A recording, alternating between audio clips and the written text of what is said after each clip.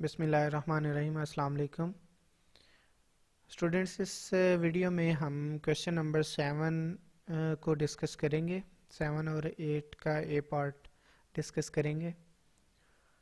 Question number 7 का ए part देखें। ये कंसेप्चुअल क्वेश्चन है, थोड़े से बस एक ग्राफ टाइप है और इंटरप्रिटेशन टाइप है।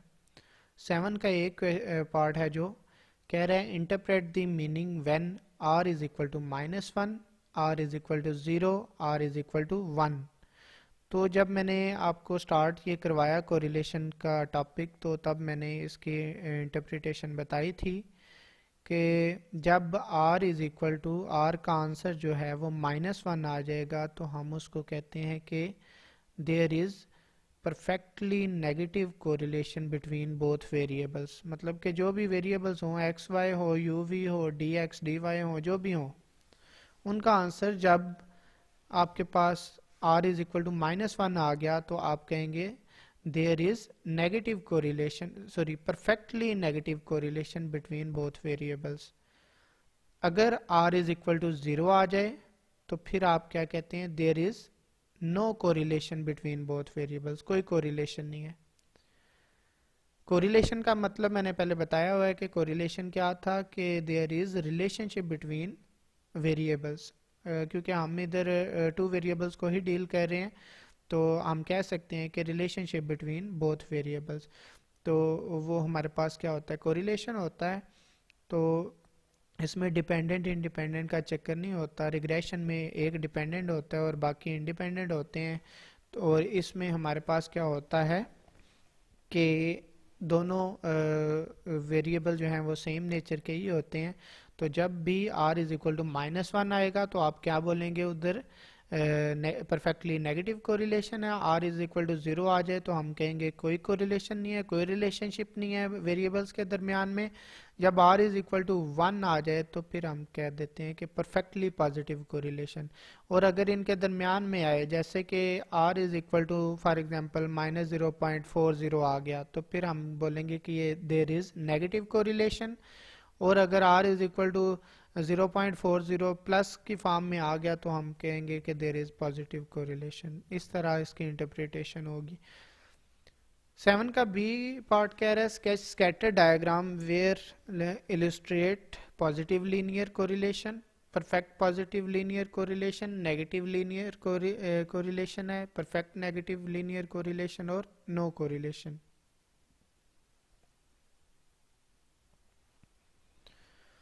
अब ये ग्राफ हैं, स्कैटर डायग्राम्स हैं। ये मैं स्टार्ट चैप्टर के स्टार्ट पे मौजूद हैं, उधर से आपको एक्सप्लेन कर देता हूँ।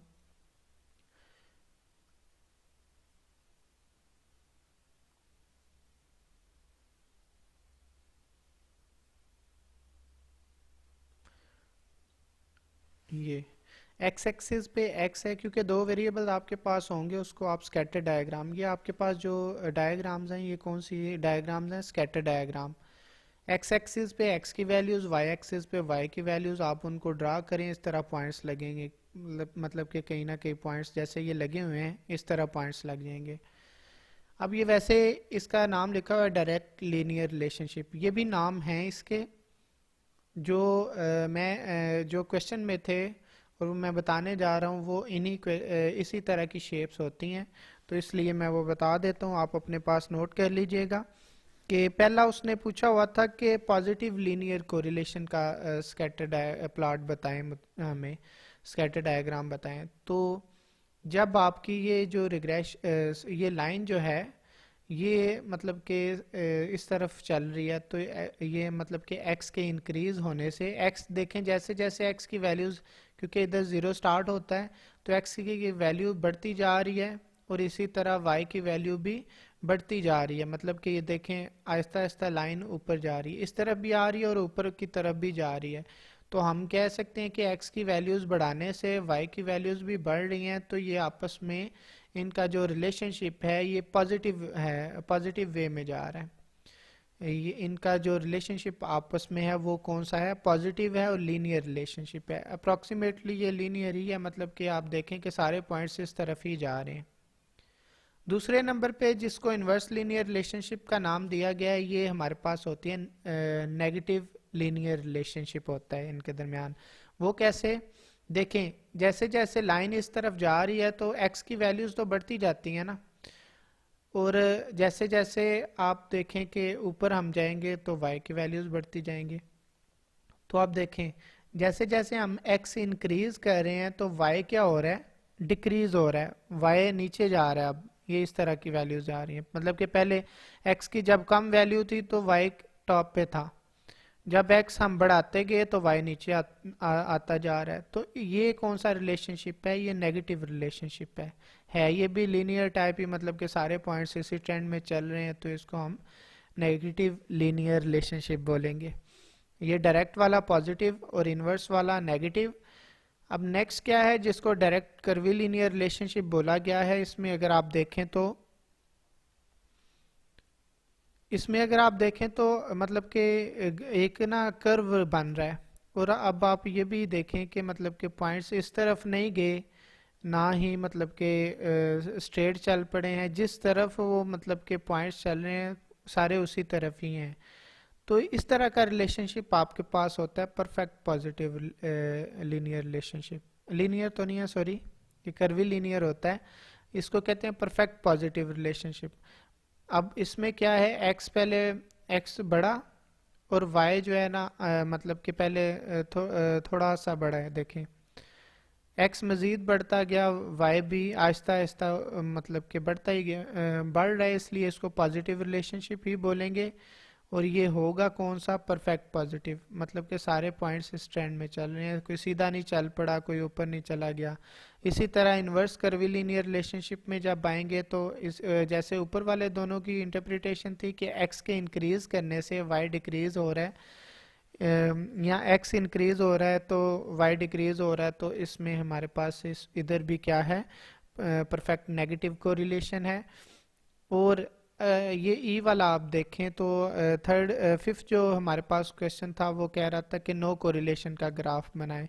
तो नो कोरिलेशन का ग्राफ मतलब कि इनके दरमियान में कोई रिलेशनशिप नहीं बन रहा, पॉइंट्स पूरे ग्राफ में फैले हुए हैं, तो इसको आप बोलेंगे कि देयर इज नो कोरिलेशन। तो ये आपके पास 5 किस्म के उसने ग्राफ क्वेश्चन में मांगे हुए थे। क्वेश्चन था आपके पास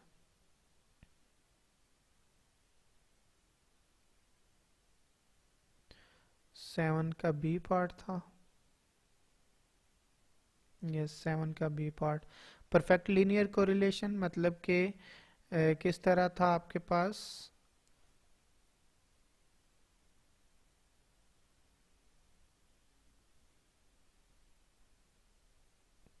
एक और चीज़ इसमें अगर आप देखें कि परफेक्ट पॉजिटिव लीनियर कोरिलेशन, वो जो थी कर्व वाली वो लीनियर नहीं थी, वो कर्वी लीनियर थी। तो परफेक्ट पॉजिटिव लीनियर कोरिलेशन में आपके जो है पॉइंट्स वो बिल्कुल लाइन के ऊपर आ जाएंगे, वो उस तरह हो जाएगी, और परफेक्ट नेगेटिव भी डायरेक्ट पॉइंट के ऊपर आ जाएंगे। मतलब कि पॉजिटिव लीनियर कोरिलेशन में लाइन से दूर दूर होंगे, स्कैटर्ड होंगे, जबकि परफेक्ट पॉजिटिव लीनियर कोरिलेशन में उसके ज़्यादा क्लोज होंगे। जो लाइन होगी परफेक्ट पॉजिटिव कोरिलेशन वाली या परफेक्ट नेगेटिव लीनियर कोरिलेशन वाली, उसके ज़्यादा क्लोज होंगे। तो नो कोरिलेशन कब होगा? जब हमारे पास उसमें कोई ट्रेंड ना बने, वैसे ही बिखरे हुए हों पॉइंट्स, तो वो हमारे पास उसमें नो कोरिलेशन होता है। ये 7 का ए और बी पार्ट था, ग्राफ वाले पेपर्स में नहीं आते, वैसे आपको ये पता होना चाहिए। जबकि ये r is equal to -1, r is equal to 0, r is equal to 1, ये MCQs में पूछ सकता है आपसे, ये शॉर्ट क्वेश्चन में भी पूछ सकता है, तो ये आपको पता होना चाहिए। इसके बाद क्वेश्चन नंबर 8 का ए पार्ट है, कहता है from the data given below, data नीचे गिवन है, कहता है calculate the coefficient of correlation between the ages of husbands and ages of wives at the time of their marriage. आपने कोरिलेशन कोफिशिएंट फाइंड करना है इसका, इस डाटा का कोरिलेशन कोफिशिएंट फाइंड करना है। वही फार्मूला यूज कर लें जो करते हैं n summation X Y minus summation X summation Y over, वो सारा नीचे स्क्वायर रूट की फॉर्म में। कोरिलेशन जब आ गई, r फाइंड कर लिया, नेक्स्ट वो कहता है find regression coefficients. Regression coefficients अब कौन से थे जो हमने प्रीवियस एक्सरसाइज में भी करते रहे? टू टाइप्स की रिग्रेशन लाइन है हमारे पास। तो इसमें हमारे पास रिग्रेशन कोफिशिएंट्स लाइन के अंदर कौन से होते हैं, जो बी और डी थे। बी और डी आपके पास रिग्रेशन कोफिशिएंट्स हैं, बी को बी वाई एक्स और डी को बी एक्स वाई। ये पहले बता चुका हूं मैं कि लिख सकते हैं इसको। एक आर फाइंड करना है, एक रिग्रेशन कोफिशिएंट्स फाइंड करने हैं। नेक्स्ट कहता है verify that R is the geometric mean of two regression coefficients. तो ये वेरीफाई करना है रिलेशनशिप। तो ये मैं बता देता हूँ कैसे करना है।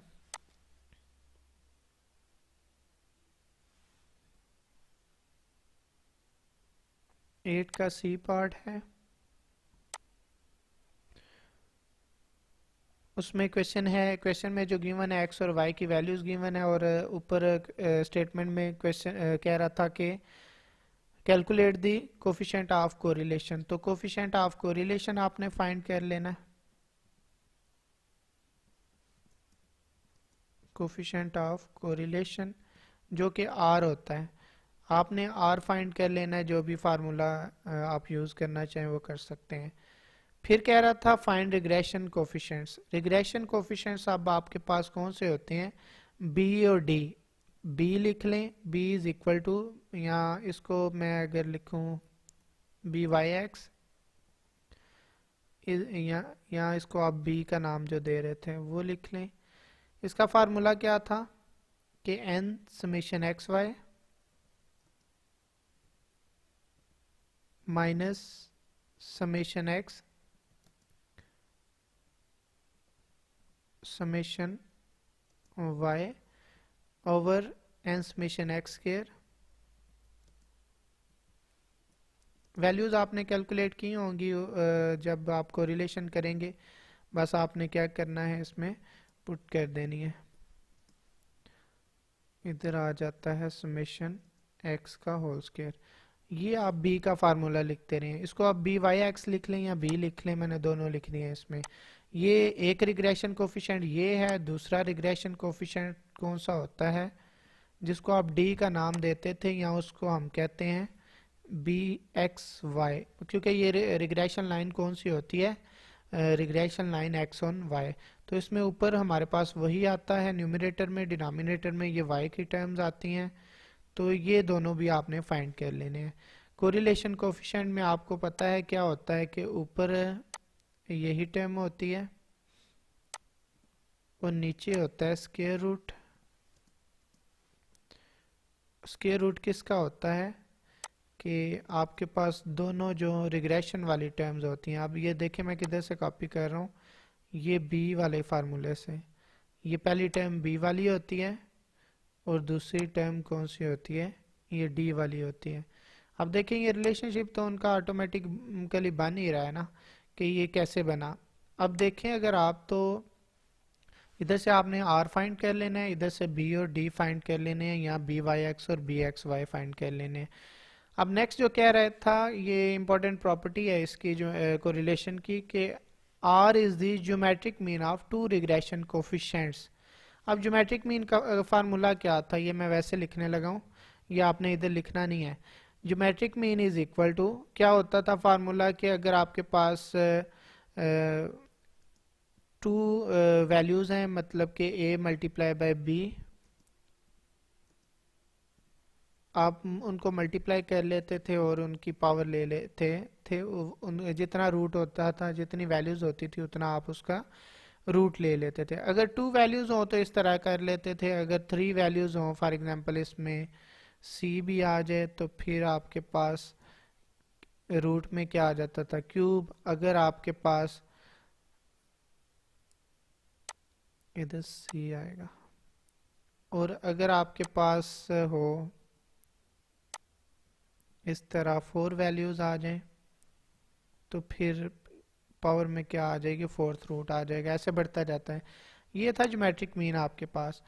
अब क्या कह रहे हैं, कह रहे हैं R is the geometric mean of two regression coefficient. मतलब क्या होना चाहिए इसका, उसी की तरह के कितने रिग्रेशन कोफिशिएंट्स हैं, टू हैं।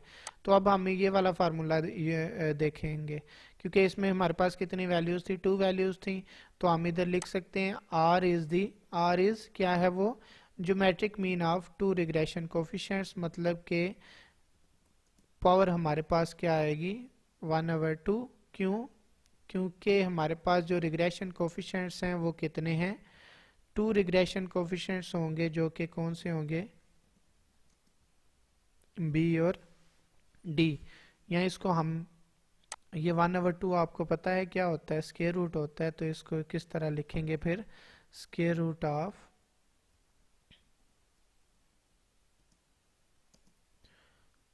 बी मल्टीप्लाई बाय डी, ये इस तरह होता है।